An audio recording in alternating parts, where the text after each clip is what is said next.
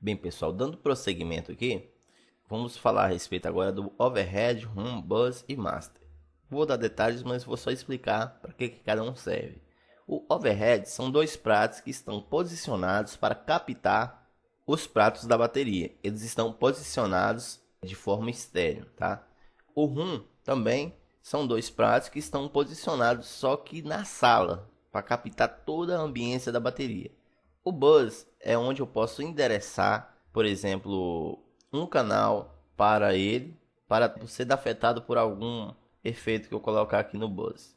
Eu vou estar falando a respeito também, dando detalhes a respeito do buzz posteriormente nessa videoaula. E no master eu tenho o controle geral de toda a bateria, onde eu posso estar colocando compressor, equalizar, tá colocando o volume e assim vai. Antes da gente começar a trabalhar diretamente com o Additive, é interessante a gente conhecer alguns conceitos para a gente trabalhar com os faders deslizantes. Por exemplo, quando eu tenho um fader aqui de, por exemplo, de bumbo e eu quero, por exemplo, aumentar e diminuir o volume, eu tenho duas formas: clicando e arrastando dessa forma, ou se não, com a roda do mouse. É só posicionar o cursor em cima dele e girar a roda do mouse dessa forma, ok? Outra forma da gente estar aumentando e diminuindo o volume de uma forma mais sensível seria a gente segurar Shift e clicar e arrastar. Dessa forma, você observa que o fade ele fica bem mais sensível, ó, tá? Uma forma, por exemplo, de a gente estar colocando o fade em 0 dB é segurando o Ctrl do teclado e dando um clique no fader e ele vai diretamente para 0 dB. Então é bem simples. Outro atalho que a gente tem aqui para a gente estar, por exemplo, aumentando e diminuindo os volumes dos faders em grupo. Isso é bem simples. Eu seguro Alt do teclado, clico e arrasto. Dessa forma eles ficam linkados e os volumes gerais eles sobem e abaixam. Da mesma forma, no overhead room estão linkados. Por exemplo, se eu subir aqui, ó, proporcionalmente. E o buzz e o master também da mesma forma. Então eu dou uma linkada neles através do Alt. E esses controles também funcionam da mesma forma.